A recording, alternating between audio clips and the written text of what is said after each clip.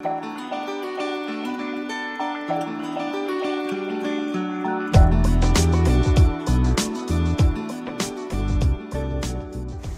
Paine said that government, under the best of circumstances, is a necessary evil. Because government implies coercion. Wasn't it for Thomas Paine? And he said that government of necessity implies coercion, but we have not become those wonderful angelic people whereby we have learned to not like that which is our neighbor's. And so somehow government must restrain us from taking our neighbors or engaging in coercive behavior. And he pointed out that government under the worst of circumstances is an intolerable one, because it is we ourselves who are the source of our displeasure.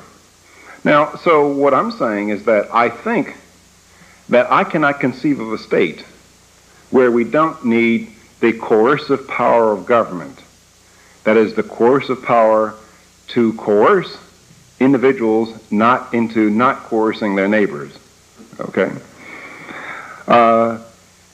Now, that's a relatively small part of, that role. The legitimate role of government is a relatively small part of our national expenditures on government all over. It's a relatively small part.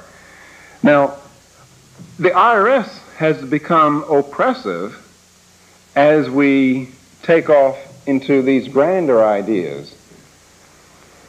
That is, there's a necessity. That is, I don't believe IRS would have to be as oppressive if it had to raise only $300 or $400 billion as opposed to having to raise $1 trillion. Now, see, this is one of the problems. That is, as we try to force people to do things that are not in their interest, that they perceive not in their interest, we have to become more and more oppressive. And that indeed is one of the great problems with the growth of government. And I could not agree with you more that the IRS is a Gestapo agency. Matter of fact, Hitler would have loved to have the IRS. I mean, he would have been fairly successful. And furthermore, the danger is that if some country were to defeat the United States, they would love to take the IRS intact, so that they have all the information about it. I mean, that is a dangerous agency.